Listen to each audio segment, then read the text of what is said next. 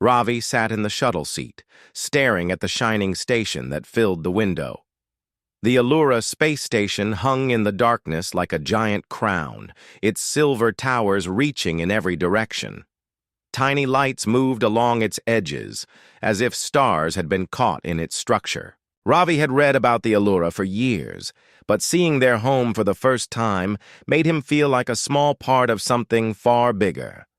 He had been chosen as the human envoy for a new diplomatic mission. This was not an easy honor to win. Many had applied, but his calm manner and sharp mind had convinced the council back on Earth that he was the right choice. Still, as the shuttle approached the docking bay, he felt a tightness in his chest. He had studied Allura customs, their history, and even learned some of their language, but he knew this meeting would decide how they saw him. The shuttle landed with a soft hiss.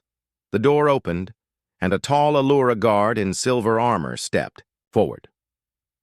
The guard's eyes were bright gold, and his voice was deep yet smooth. "Envoy Ravi, the Queen is waiting." Ravi nodded, taking a steady breath before stepping out. The station's floor was smooth and white, reflecting the lights above. Strange symbols glowed faintly along the walls. The air had a faint scent of something sweet, like flowers that grew only in the wild. The guard led him down a long hall. Along the way, Ravi saw other Allura watching from a distance. They were graceful, with slender builds and long, flowing hair that shimmered as they moved. Their eyes held a quiet intelligence. Some whispered to each other when they saw the human, but none approached. Finally, the hall opened into a vast chamber. It was the throne room. The ceiling was so high it seemed to vanish into mist. Light poured down from above in soft beams. At the far end, on a throne of crystal that seemed to grow from the floor, sat Queen Zira. She wore a gown made of layered silk-like material that shifted colors with her every movement. A thin crown rested on her head, shaped like two wings, meeting in the center. Her gaze was calm, but there was a strength in her eyes that made Ravi stand a little straighter. He walked forward, stopping a respectful distance away. Remembering the lessons he had learned, he placed his right hand over his chest and bowed slightly. "Your Majesty," he said in careful Allura language. A faint smile touched her lips. "Welcome, Ravi of Earth. I have heard much about you." Her voice was warm, yet it carried an authority that left no doubt she was used to being obeyed. "Thank you for receiving me," Ravi replied. "It is an honor to stand here." The Queen rose from her throne and descended the steps with slow, graceful movements. She stopped before him, studying his face for a long moment. "Your people are new among the stars. Many races keep their distance, uncertain of your intentions, yet you came here with open hands, not weapons. That is worth noting." Ravi inclined his head. "We wish to learn and perhaps to share what we can in return." Her eyes flickered with something unreadable. She turned slightly, gesturing to the far side of the throne room. There, half hidden behind a curved wall, was a narrow archway. Strange golden patterns shimmered across it. "That," she said softly, "is the entrance to the inner chamber we call the Veil. It is a place no outsider has ever entered. Even among my own people, only a few are allowed inside. It holds the most guarded secret of the Allura. Many believe it should remain sealed to all but the royal line." Ravi felt a small spark of curiosity, but he kept his voice even. "I will respect your customs, Your Majesty." Zira's gaze lingered on him. "That is wise. Yet..." She paused, as if making a decision in her mind. "There are times when rules must bend if the future demands it." Before Ravi could ask what she meant, she stepped back toward the throne and resumed her seat. The formal audience continued for some minutes more, as they spoke about trade possibilities, mutual defense, and cultural exchange. Ravi answered each question carefully, aware that every word might be remembered and judged later. When the meeting came to its natural close, he bowed again and prepared to leave. But as he turned, he heard her voice in a low tone, meant only for him. "Stay," she said. The guards remained still, their faces expressionless. Ravi glanced back. Zira had risen again, her eyes fixed on him. "Walk with me," she said, and began moving toward the archway that led toward the veil. Ravi's heart beat faster. He followed, each step echoing softly against the polished floor. The chamber grew quieter the closer they came to the archway, as though the air itself was holding its breath. When they reached it, the golden patterns across the entrance shifted like rippling water. Zira turned to him. "This is the forbidden room," she said quietly. "If the council knew I brought you here, they would not forgive me." "Then, why bring me?" Ravi asked. Her eyes held his. "Because I believe you are meant to see what lies beyond." And without another word, she placed her hand against the golden patterns. They flared with light, and the archway began to open. The golden light around the archway pulsed softly as Queen Zira kept her hand pressed against it. The patterns on the surface began to move, curling into shapes that reminded Ravi of rivers flowing through mountains. A deep hum filled the air, gentle yet powerful, as though the station itself was waking from a long sleep. Ravi stood beside her, uncertain if he should speak. Every instinct told him this was not a place for casual words. With a final shimmer, the archway split open down, the middle, revealing a narrow passage bathed in pale blue light. A faint mist drifted from within, curling around their feet. Zira withdrew her hand and looked at him with an expression he could not read. "Follow me," she said, her voice low but steady. Ravi hesitated only a moment before stepping in behind her. The passage was smooth, its walls covered in tiny silver, threads that glowed faintly. They seemed alive, shifting as he passed, almost as if they were watching him.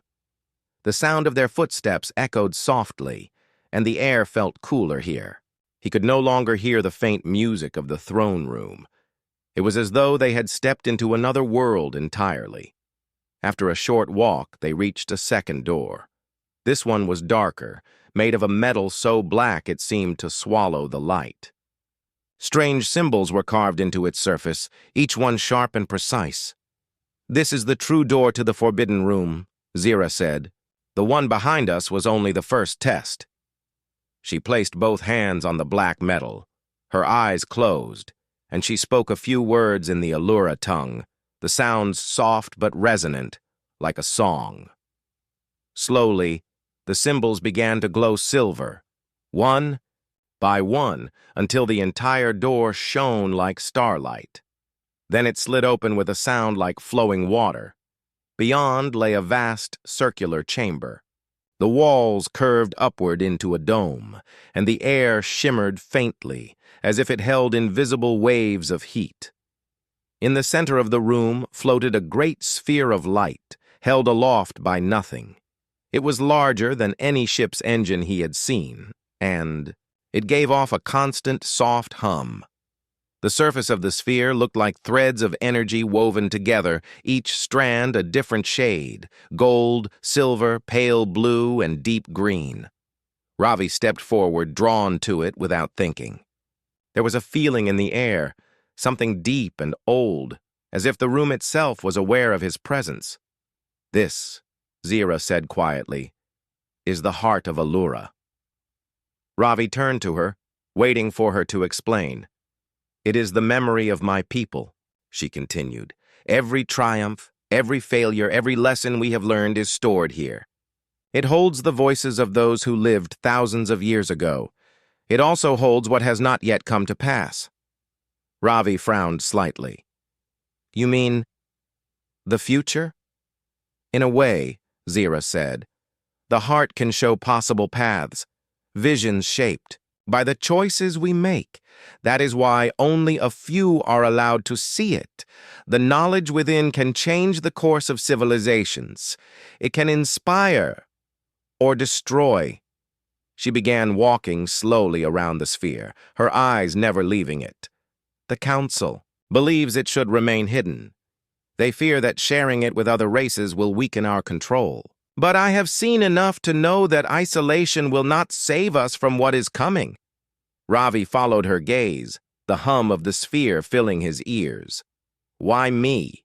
He asked. Why would you risk breaking your own laws to show this to a human?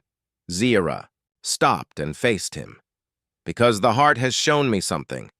A vision of our two peoples, yours and mine, standing together in a time of great danger. I do not yet know when it will happen, but I believe it will. You are the first step in making it real. Ravi felt a weight settle on his shoulders. He had come here expecting polite talks and cautious agreements, not secrets that could change the fate of two civilizations. The Queen extended her hand toward the sphere. Touch it, she said. Let it speak to you. Ravi stared at the swirling threads of light. He could almost hear whispers now, faint and distant. Slowly he stepped forward, his hand rising, but before his fingers reached the surface, he hesitated. What will it do to me? He asked. It will show you, Zira said simply. Her calmness gave him the courage to move the final inch. His fingertips brushed the surface of the heart, and in an instant, the world around him vanished. He stood in a place that was neither dark nor light, surrounded by shapes that moved like shadows through water. A great city rose before him, its towers gleaming under two suns. Allura and humans walked side by side in the streets. Then the scene shifted. The sky turned red, and a vast shadow swept over the land. Ships of strange design filled the air, and both humans and Allura stood together, facing them. Ravi tried to move, but the vision pulled him from one scene to another. Battles, councils, moments of hope and despair. He saw faces he did not know, yet felt he somehow recognized them. And then, just as suddenly as it began, the vision ended. The chamber returned. The sphere still floated before him, glowing softly. His hand trembled slightly as he lowered it. Zira was watching him closely. Now you understand, she said. Ravi nodded slowly. I understand that something is coming, and that neither of us can face it alone.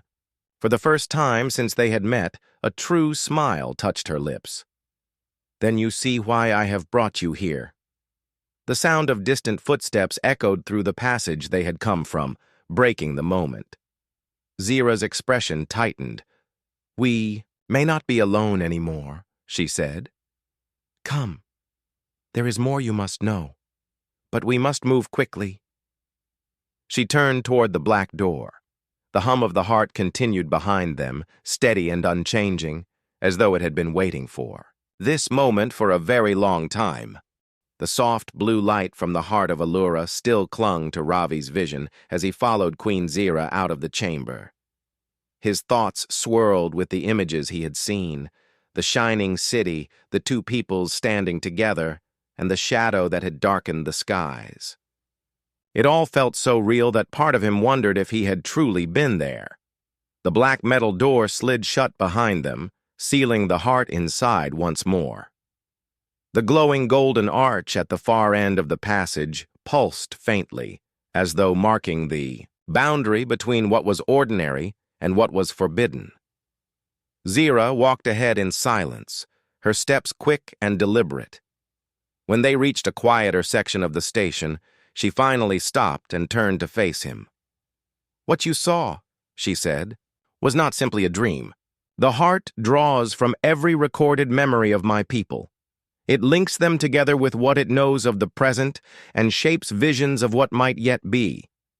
Some visions are warnings, others are promises. Ravi nodded, his voice low. And the one I saw, was it a warning or a promise?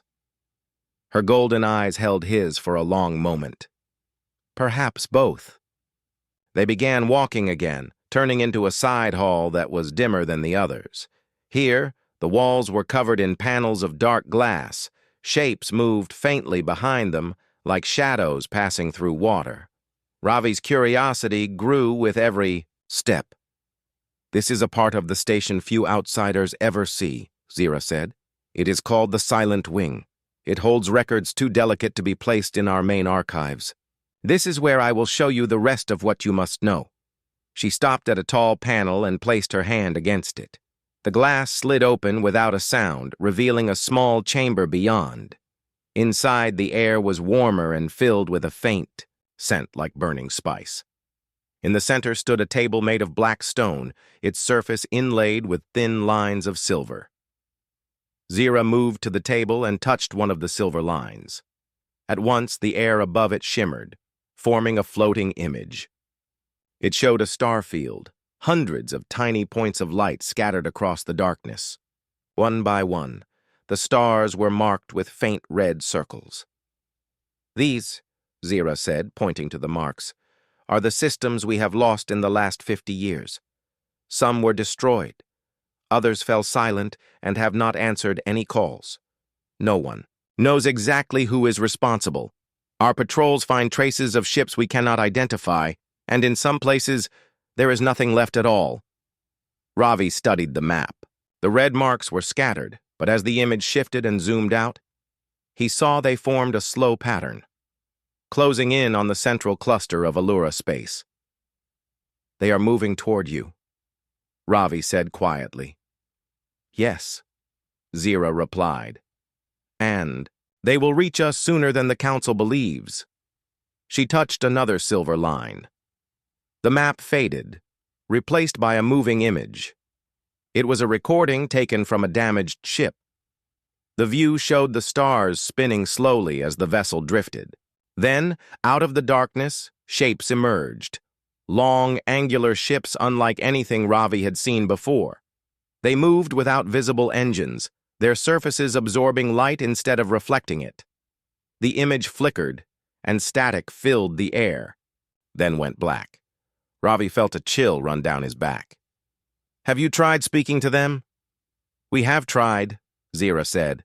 "Our signals are ignored, and those who are captured are never returned." She let the image fade and looked at him. "The Council does not wish to alarm the people. They say we should strengthen our borders and wait. But the heart has shown me that waiting will only make us weaker. We will need allies, and I believe humanity is the one race that will stand with us." Ravi leaned on the edge of the stone table. "You think humans can fight them?" "I think," Zira said slowly, "that your people's history proves you will fight when there is no other choice. The heart showed you standing beside us for a reason." Her words hung in the warm air. Ravi thought of Earth, its crowded cities, its restless governments, and the fragile alliances between nations. Convincing them to stand beside the Allura against an enemy they had never seen would not be easy. But the vision he had witnessed felt like a truth he could not ignore. "What happens if the Council finds out you brought me here?" he asked. Zira's voice was calm, but there was a shadow in it. "They will demand I step down from the throne. They may even claim I have betrayed my people. That is why we must move carefully. If they close the door to the heart forever, no one else will see what you saw." Ravi realized just how much risk she was taking. This was not a formal alliance or a public meeting.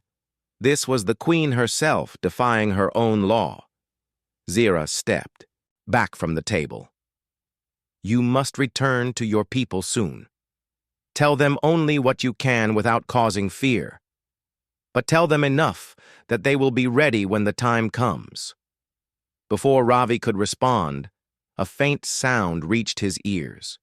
Soft, but unmistakable, footsteps. More than one set. Zira's eyes narrowed. She gestured toward the open panel. "Quickly! We cannot be found here together." They slipped into the dim hall just as voices echoed from the other side. Ravi couldn't understand the words, but the tone was sharp, almost accusing. Zira walked calmly, but her pace was faster. Now, her long gown brushing the floor, they emerged into a brighter corridor where two guards in silver armor waited. Their golden eyes flicked between Ravi and the queen, but they said nothing. Zira addressed them in a smooth, formal voice, telling them she was escorting the envoy to his quarters. The guards bowed and stepped aside. Ravi followed Zira in silence, knowing that whatever lay ahead, the simple act of entering that forbidden room had already changed his place in the galaxy forever. The guest quarters assigned to Ravi were far more spacious than he expected. A curved wall of transparent glass gave a sweeping view of the stars outside, while soft light glowed from hidden panels in the ceiling. A low table stood in the center, holding a simple bowl of fruit-like shapes from the Allura homeworld. Yet despite the comfort, Ravi found it difficult to rest. His mind kept returning to the heart of Allura. The visions had been unlike anything he had ever experienced, too vivid to be imagination, too real to dismiss. He stood at the glass wall watching a small cluster of ships approach the station. Their hulls gleamed in the light of a distant sun. Somewhere in the station, Queen Zira was likely meeting with her council, speaking carefully to avoid revealing what she had done.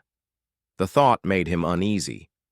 She had taken a risk for him, and now he carried a secret that could cause trouble for them both. Hours later, the soft chime of the door pulled him from his thoughts. When it slid open, Zira stepped inside. She wore a different gown now, a deep shade of green that shimmered like leaves in sunlight. Her expression was calm, but her eyes held a spark of urgency. "We do not have much time," she said.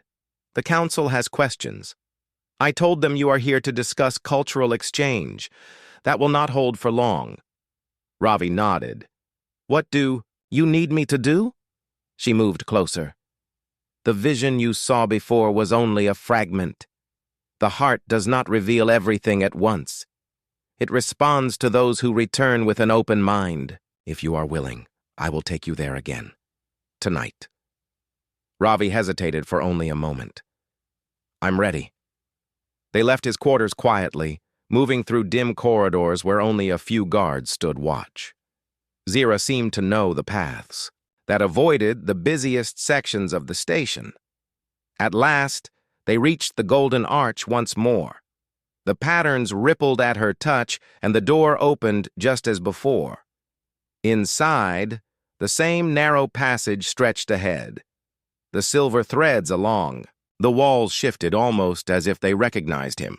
When they reached the black metal door, Zira placed her hands against it and spoke the soft words that unlocked it. The heart of Allura floated before them again, glowing in its endless weave of colors. The hum filled the air, steady and deep. "Step forward," Zira said.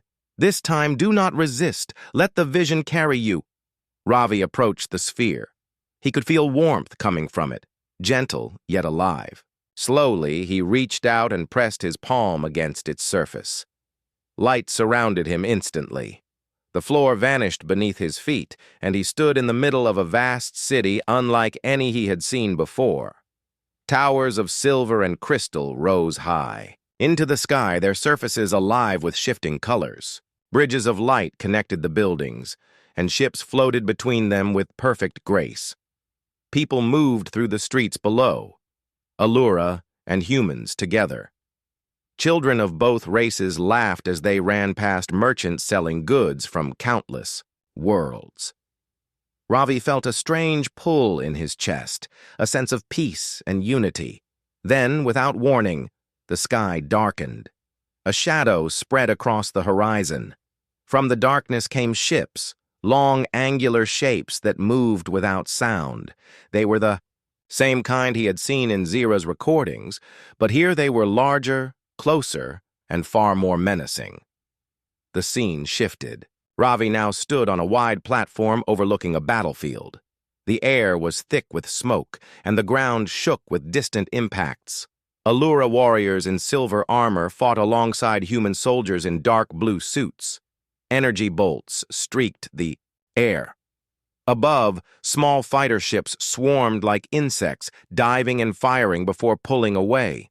He turned his head and saw Zira, or perhaps a future version of her, giving orders to a group of commanders. Her face was set with determination, but there was a deep weariness in her eyes. The vision changed again. Now Ravi was aboard a human battleship. The crew moved quickly between control panels as alarms blared. The view outside the main window showed the enemy fleet, their ships moving in perfect silence, as if coordinated by a single mind. He heard someone shout about a final stand. Another shift, this time to a dark, silent place. Wreckage floated in space, pieces of ships scattered among drifting bodies.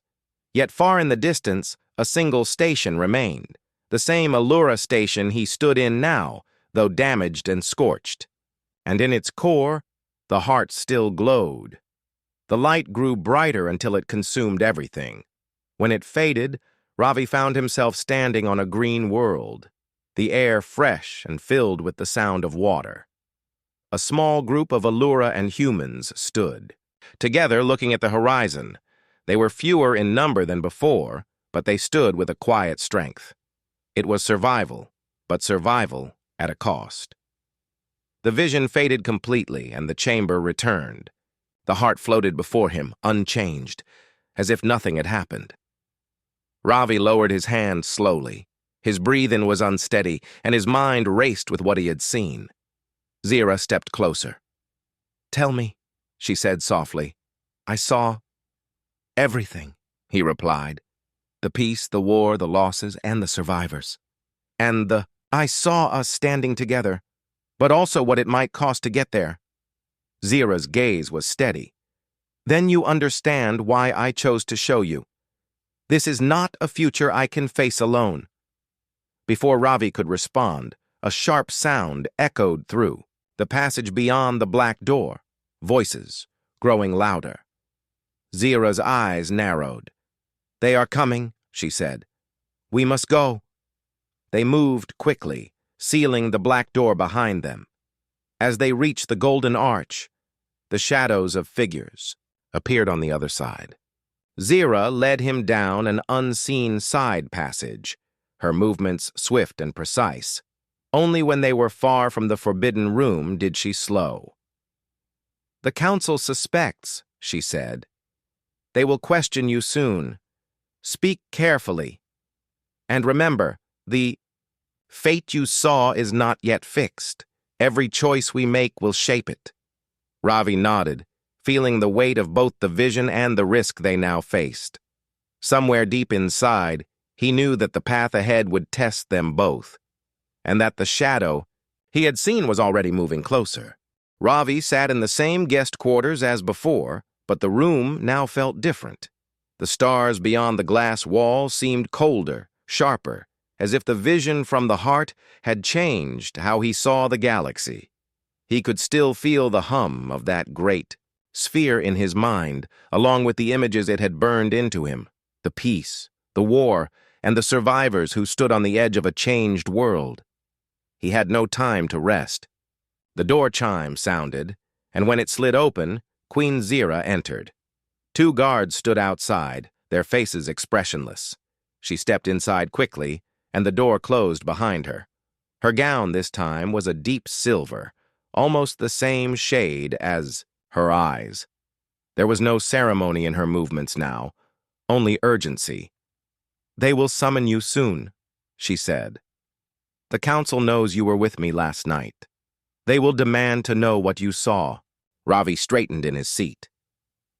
"What should I tell them?" "That you were shown nothing unusual," Zira replied. "Say our talks were about art, trade, and friendship. Give them truth in small pieces, but not the whole truth. Not yet." He could see the tension in her posture. "You're risking a lot by protecting me," Ravi said quietly. "Why? You could have chosen anyone. An Allura commander, a trusted advisor. Why bring a human envoy into your most guarded secret? Zira moved to stand by the glass wall, her gaze on the stars.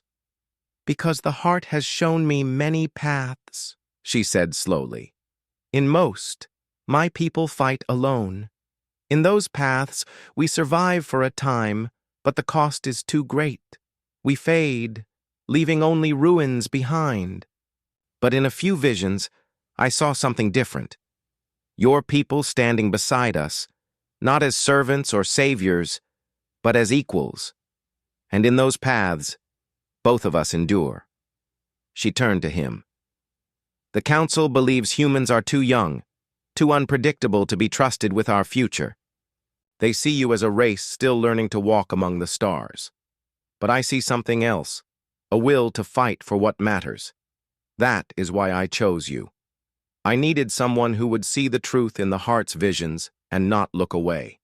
Ravi thought of the recordings she had shown him, the destroyed systems, the silent worlds. If the danger is as close as you think, waiting will be a mistake, he said. It will be more than a mistake, Zira replied. It will be our end. They stood in silence for a moment, the weight of her words settling between them. Then Zira's voice grew quieter. There is something else the heart revealed. In the visions where our peoples stand together, there is always a moment when trust must be proven. It is not in a battle, but in a choice, one that will decide whether we unite or fall apart before the real fight begins. Ravi frowned. What kind of choice? I do not know the details, she admitted. The heart shows shapes, not exact steps.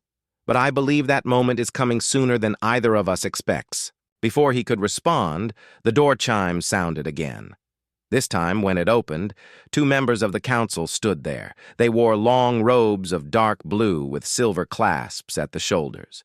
Their eyes were sharp, measuring everything in the room. Envoy Ravi, one of them said, the council requests your presence in the Hall of Voices. Ravi glanced at Zira. She gave the slightest nod, a signal to remember her warning. He followed the council members through winding corridors until they reached a tall chamber lit by beams of pale light. The walls were lined with thin crystal, panels that glowed faintly, and at the far end stood a curved table where 6 counselors sat. Each one wore the same dark blue robes, and each one studied him in silence as he approached. One of them, an older Allura with silver hair, spoke first. We have learned that the Queen met with you in a restricted section of the station. Is this true? Ravi kept his tone calm. Her Majesty gave me a tour of several halls that are not open to the public. She wished to show me the art and history of your people. Another counselor leaned forward. And nothing else? Ravi met his gaze. We spoke of culture, trade, and the possibility of a deeper friendship between our peoples. Nothing more. There was a long pause. The counselors exchanged glances, but none spoke further on that point. Instead, the older one asked, And do you believe your people would welcome such a friendship? Yes, Ravi said, if it is built on trust and respect. The questions continued for some time, all carefully worded, probing for any sign that he had been told more than he admitted. But Ravi kept his answers steady, offering small truths without revealing the heart or the visions. At last, the older counselor said, You may return to your quarters. The council will speak with the Queen separately. Ravi inclined his head and left, feeling the weight of several pairs of eyes on his back. When he reached his quarters again, Zira was waiting. She studied his face for a moment. You told them nothing? Nothing that would put you in danger, Ravi replied. She allowed herself a faint smile. Good, but they will not stop here. They will watch you closely, and me even more so. What happens if they decide you've broken the law? Ravi asked. Then I will stand before them and tell them the truth, that hiding behind old traditions will doom us all. Her voice was calm, but Ravi could see the steel in her eyes. She was ready to face them if it came to that. Before leaving, Zira said one last thing. "Be ready, Ravi. The next step will come soon, and when it does, there will be no time to hesitate." As the door closed behind her, Ravi felt the weight of the unseen shadow drawing closer. Whatever the Queen's vision had meant, he knew the moment of choice she had spoken of was already moving toward them. The great hall of the Allura Council was cold and silent as Ravi entered, flanked by 2 guards. The chamber was vast, its walls glowing faintly with the soft light of crystal panels. At the far end, the 6 counselors sat like statues, their faces unreadable but their eyes sharp with suspicion. Ravi's heart beat steadily, but beneath the calm surface, tension tightened like a coil. He knew this meeting would be different. The whispers had reached the council ears. Queen Zira's secret meeting with a human envoy was no longer hidden. As Ravi took his place before the council, the doors behind him sealed shut with a quiet hum. The eldest counselor, a tall figure with silver hair and piercing eyes, leaned forward. "Envoy Ravi," she said, her voice steady but cold. "We understand you were granted access to the heart of Allura, the chamber forbidden to all but the Queen and her closest trusted few. Is this true?" Ravi met her gaze without faltering. "Your Majesty, I was shown the heart by Queen Zira herself. She wished to share with me the history and hopes of her people." The room shifted. Another counselor, younger but with an edge of steel in his voice, spoke next. "The Queen has broken sacred law. No outsider may enter the heart's chamber. What justification does she offer for this betrayal?" Ravi felt Zira's presence. Behind him as the doors opened again, the Queen entered, her silver gown catching the light as she walked confidently to stand beside him. "I offer no excuses," Zira said clearly, her voice strong. "The laws of my people were made for times of peace and fear of outsiders, but those times are ending. I have seen through the heart that a great danger approaches. We cannot survive alone."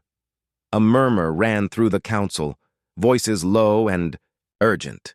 The youngest counselor stepped forward. "And what danger do you speak of?" he demanded. "We have heard no war declared, no enemy named."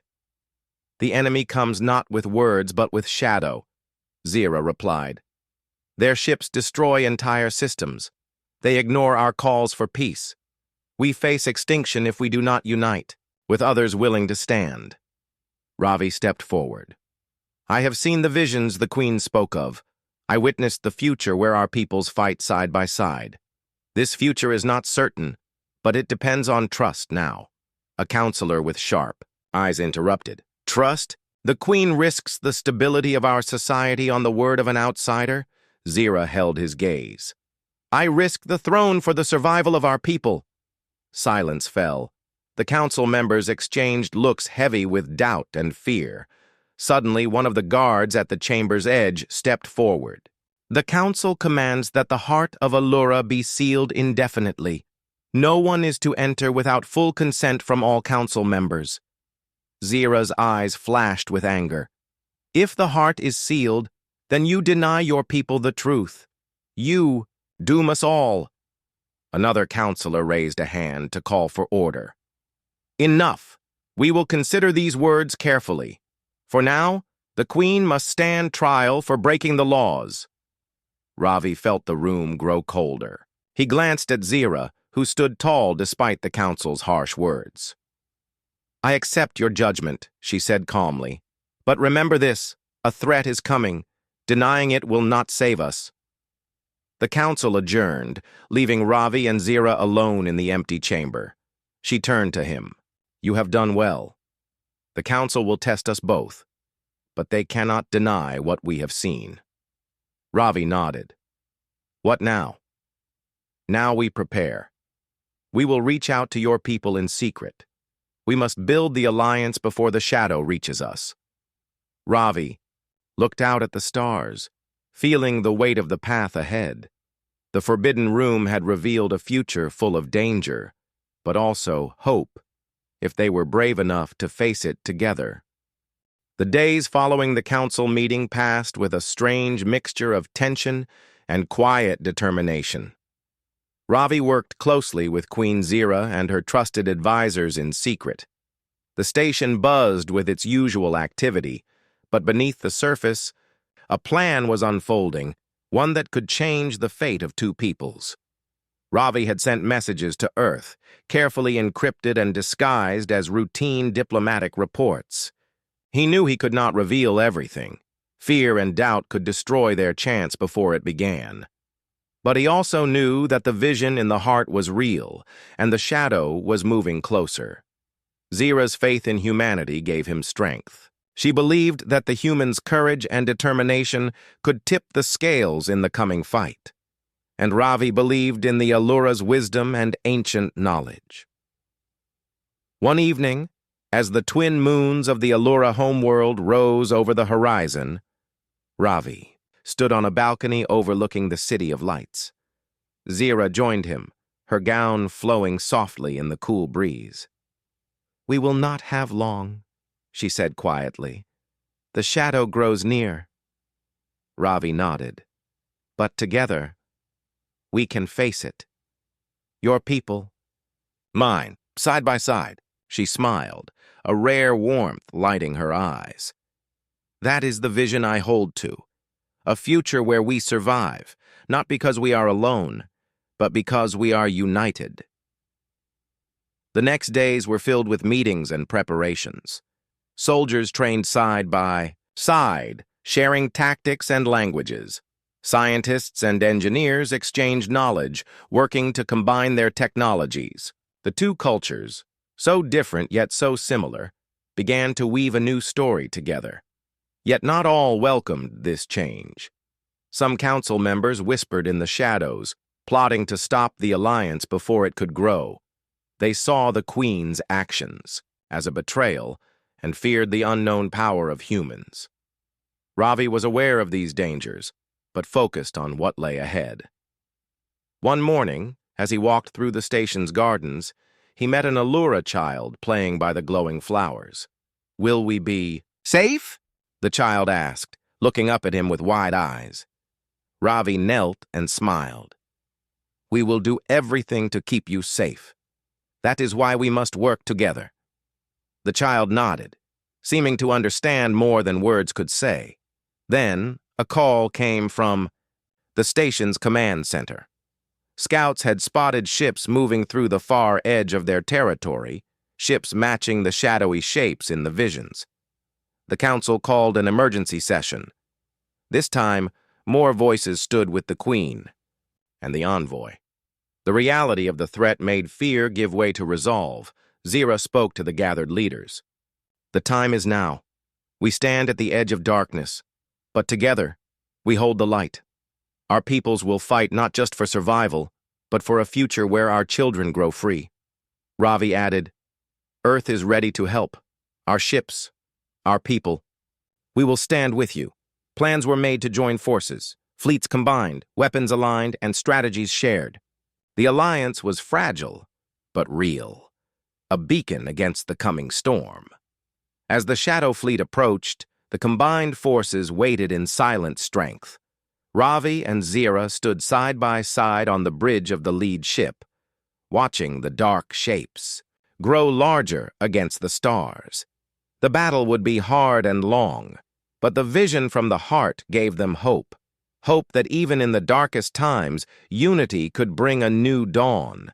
And as the first stars of battle lit the sky, the human and Allura forces stood together, ready to defend their home and build a future beyond fear.